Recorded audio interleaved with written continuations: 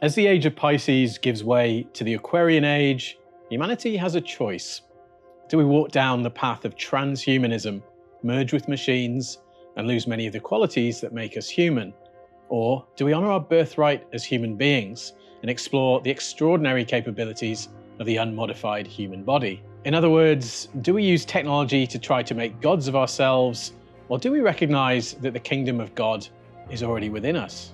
This is a collective decision, but it's also one that we're all going to have to make as individuals in the next few years. And it's what I've started to think of as the Great Split. Some of us will go one way, and others will go another. In this episode of World Astrology Report, we're going to explore the Great Split, the trends that led up to it, and where things may be going. So strap in for another journey into the past to understand the present and the future. In the past few hundred years, we've lived through a very unusual period in history. During this time, vast numbers of people, particularly, but not only in the West, came to believe that there was no such thing as the realm of spirit. They came to believe that stories of the supernatural, of ghosts and magicians and witches, or grander stories about the purpose of human existence and God and the persistence of the spirit beyond death were just that, stories. In the 19th century, when conjunctions of Jupiter and Saturn were taking place in the Earth signs, societies were being transformed by machines, the steam engine, the railway, the power loom. And so people came to believe that the universe was itself a great machine, composed of physical matter, the behavior of which was governed by immutable laws of physics. And to them, this physical matter was primary. They believed that if all the conscious beings in the universe vanished, matter would remain. The machine would keep churning on. And so they believed that consciousness was a phenomenon generated purely by the brain, that any sense we might have that we amount to more than our material composition was nothing more than an illusion, and that death was the end. But this way of seeing the world is an historical aberration. Very few people in human history have ever seen it this way. The sense that we're more than matter, that the cosmos is alive and infused with consciousness, seems to be innate to human beings. And following Occam's razor, the simplest explanation for why that is that these things are true. We're drawn inevitably to believe in spirit because we are spirit. But over the past couple of centuries, the forces of industry and materialism managed to banish spirituality to a protected corner of life called religion. They almost completely eradicated the woo-woo from everyday life, but not quite. You can drive out nature with a pitchfork, but it always comes roaring back again. If you're enjoying this video so far, please do me a favor and click that little like button down there, and please do subscribe to the channel if you want more of this sort of thing. I also make extended ad-free versions of all my videos, including this one, which you can access by signing up as a member of World Astrology Report at worldastrologyreport.com. In the extended version of this video, we go deeper into the astrology behind the trends I'm describing, and we look at a certain episode in recent history that serves as compelling evidence that the Great Split is already underway. Members also get access to my long-form live streams, including my recent streams on the Kali Yuga and the Age of Aquarius. And they get first dibs and a 20% discount on consultations with me. Thanks for listening, and let's get back to the video. To the dismay of the devotees of scientism, the weird and rather dismal materialist quasi-religion that has accompanied the emergence and stunning successes of the scientific method, the woo is returning. As the Industrial Revolution was getting underway in the early 19th century, certain initiates of the mystery schools were horrified by what they were seeing. And they realized that they had to take some action if they wanted to prevent the materialist mindset from completely eradicating any conception of spirit in humanity. And so, as described by C.G. Harrison in his remarkable book of 1896, The Transcendental Universe, and as dark journalist Daniel List has covered repeatedly on his channel, they initiated the wave of spiritualism that swept the world in the 19th century. Starting with the Fox sisters, mediums and seances became all the rage. But this was eventually seen as an experiment that failed. It didn't lead to a deeper understanding of the spiritual world, rather a conception of that world as being very similar to this one, only separated by the wall of death. But later came the great occult revival of the late 19th century, led by Helena Blavatsky and her Theosophical Society, founded in 1875, and then the other public occult organizations that emerged at that time. And this happened at a cyclically crucial time, the conjunction of Pluto and Neptune, indicating that these were seeding events at a seed moment, and that they'd come to change the world. As the 20th century got underway, Carl Jung brought the world of spirit back into the scientific study of the human psyche. And later, the work of people like Charles Fort, John Keel, Jacques Vallée, and countless others showed that the world was far weirder than anyone still clinging to conventional wisdom wanted to believe. Even mainstream science itself abandoned the mechanistic model of the world. Quantum physics showed that matter was insubstantial and only attained form when seen by an observer. This is what the mystics were telling us all along. And so quantum physics proved that consciousness, not matter, was primary, fatally undermining the machine model of the cosmos. Today, we're gradually seeing a mass reawakening to the spiritual and spectral dimensions of existence. We see it in the growing acceptance of astrology and remote viewing and other unconventional ways of knowing. We see this in the gradual acceptance that psychic phenomena and UFOs are very real. We see it in the growing realization that ancient peoples had knowledge that we don't, and were far more advanced than mainstream historians like to admit. And this is really just a return to normalcy. The early scientists were all into what today would be considered weird stuff. They were mystics, Kabbalists, astrologers. And so, like Wile E. Coyote running off a cliff, those people who still hold to the materialist model of the world are about to realize that the paradigm they're standing on has nothing substantial to hold it up. In a certain sense, they already know they've lost this battle, and so they're fighting some kind of rearguard action by promoting the idea that we're living in a simulation. Conjunctions of Jupiter and Saturn moved from the earth signs into the air signs in 1980. Air is the element of communication, connection, and intelligence.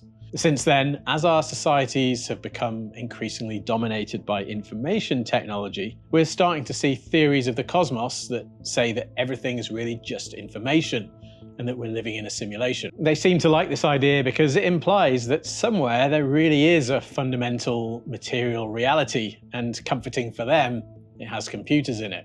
It seems to me that popular models of the cosmos mostly depend on whatever technology happens to be dominant at the time, and seems to be influenced by the Jupiter-Saturn conjunctions. In the mechanistic Earth Age, we lived in a machine. In the informational Air Age, we live in a simulation.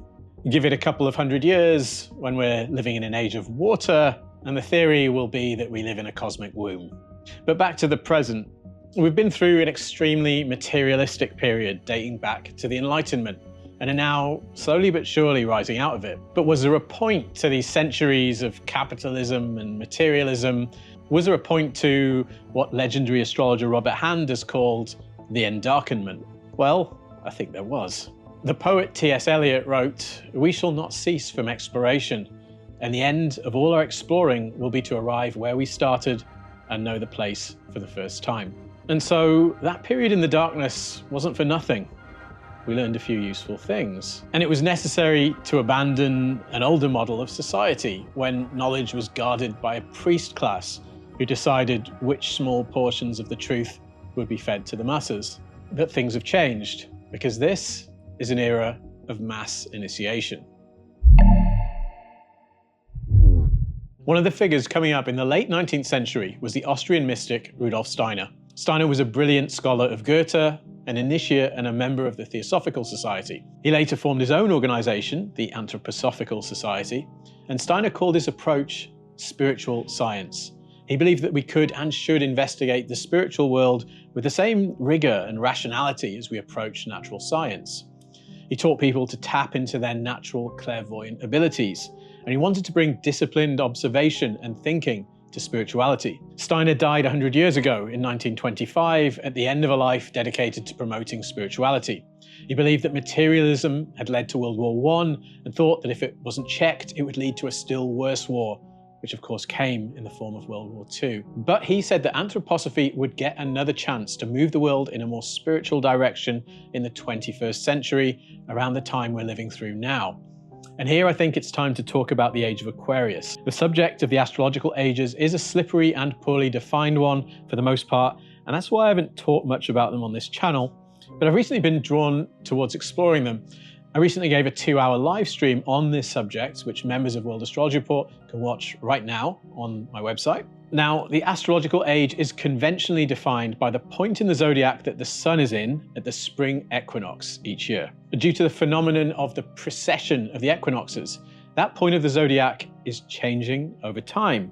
Over the course of a cycle lasting about 25,800 years, it cycles around the zodiac, moving by about 1 degree every 72 years. One way of dividing up the precessional cycle into phases is the Yuga cycle, which I gave a recent long-form live stream on, which you can watch again on worldastrologyreport.com.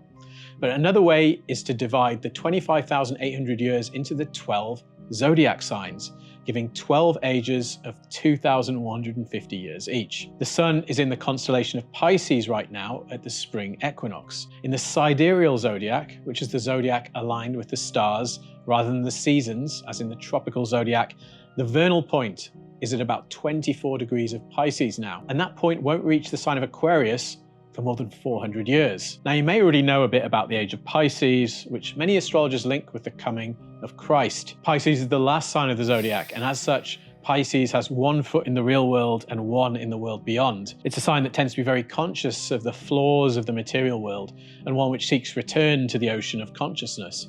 It's the sign of mystics, martyrs, drunks, and poets.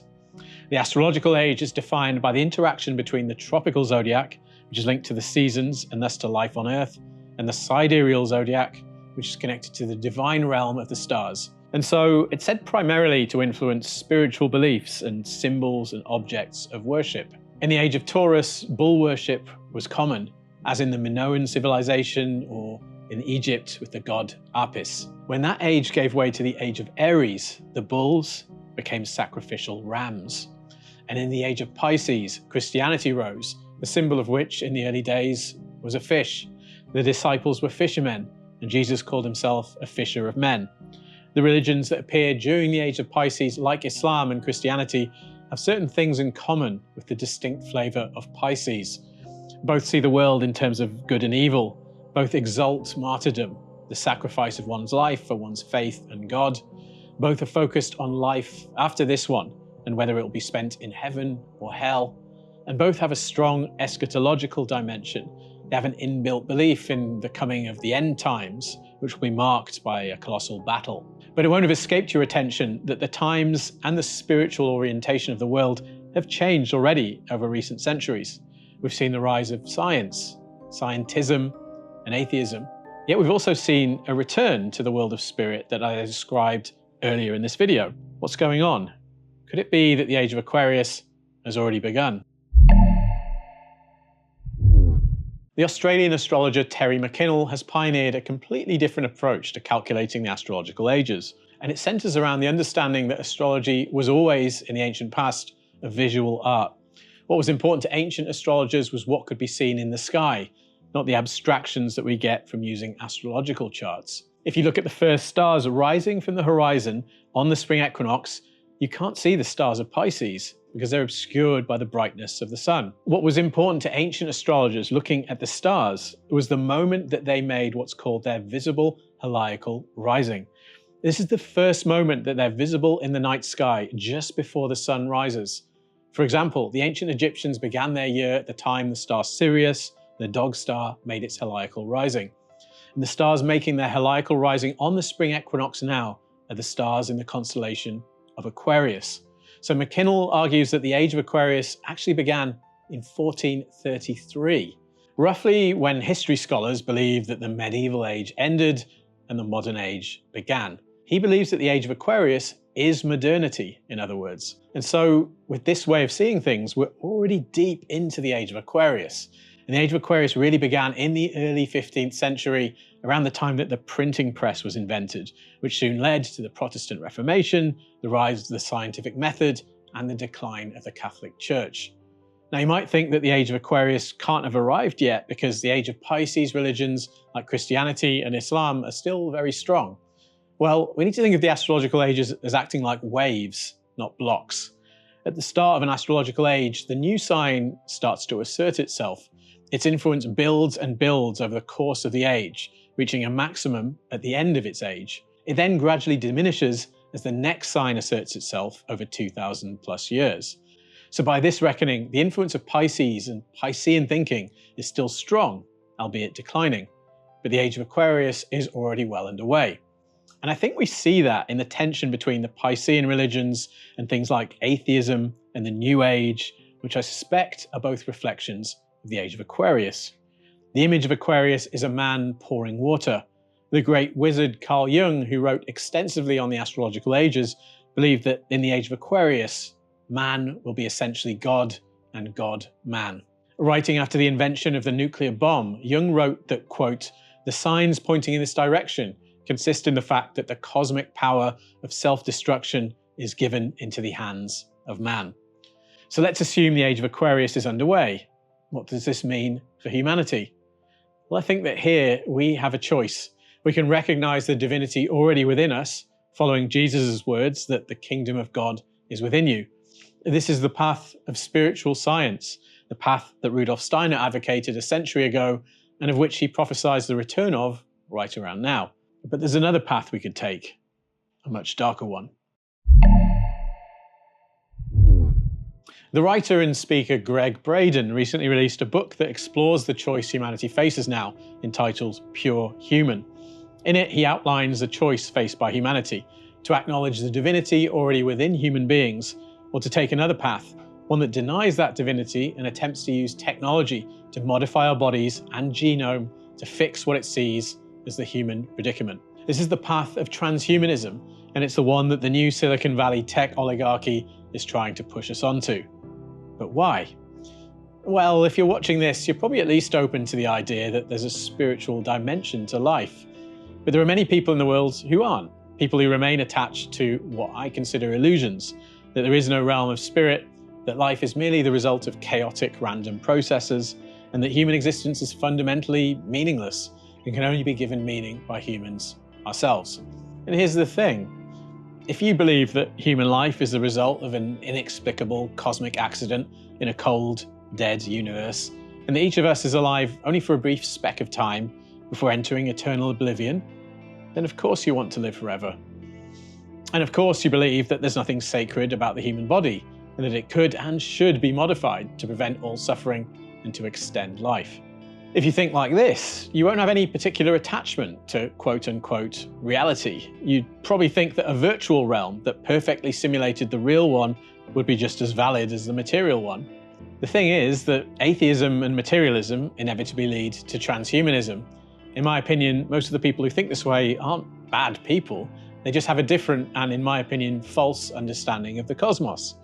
With all this said, I think it's likely that dark spiritual forces are working through them. And there's probably a small group of people occupying positions of great power who are actually well aware of the realities of spirit, but are pushing us down the transhumanist path anyway. One of those figures may well be World Economic Forum founder Klaus Schwab. The Future Forecasting Group team of remote viewers did a double-blind remote viewing of Schwab and saw that he was into astrology, something I talked about in this video. Just a few months into 2020, after the COVID-19 pandemic hit, Schwab launched The Great Reset, his proposal to remake the world using the opportunity offered by the COVID-19 pandemic. Schwab's vision is a world in which everything and everyone are connected with digital technology as part of what he calls the Fourth Industrial Revolution. And make no mistake, this is a totalitarian vision, one in which every aspect of life of every human is controlled by corporations, plutocrats, and bureaucrats. Using AI, of course. You'll own nothing and be happy, or face the consequences. But this transhumanist vision isn't just about changing the world that we live and work in, it's about changing us. The transhumanist plan is for a humanity augmented by technology and artificial intelligence, one in which our very genetic code is rewritten by AI in a bid to make us healthier and happier.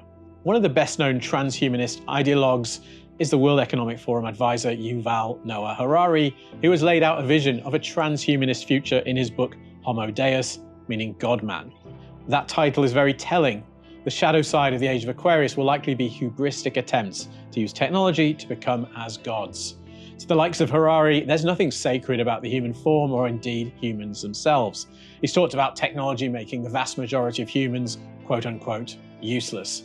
There's no love in a vision like this. The transhumanists aren't interested in the inherent capabilities of human beings or in the divinity already within us. And I think we really do have incredible natural abilities. Anyone who's read Paramhansa Yogananda's autobiography of a yogi will understand what I'm talking about. In that book, Yogananda describes meetings with many Hindu saints who had extraordinary abilities cultivated by dedicated meditation practice. They could be in multiple places at once, or read minds and heal the sick, for example. The transhumanists will offer us technological substitutes for these abilities.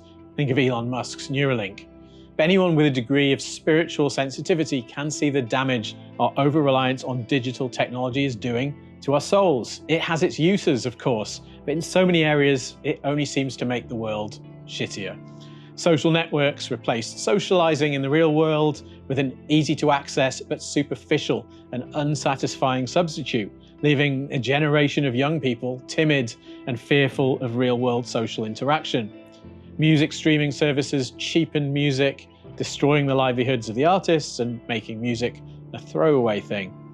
CGI ruined movies. Think of the first Star Wars movie, far better than the CGI-filled new episodes. This same toxic industry is now pushing AI companionship, so it's trying to replace your closest relationships. Tech has winnowed away at the social world and made it much harder to actually meet people. And then it steps in with the solution, an AI companion. I could go on.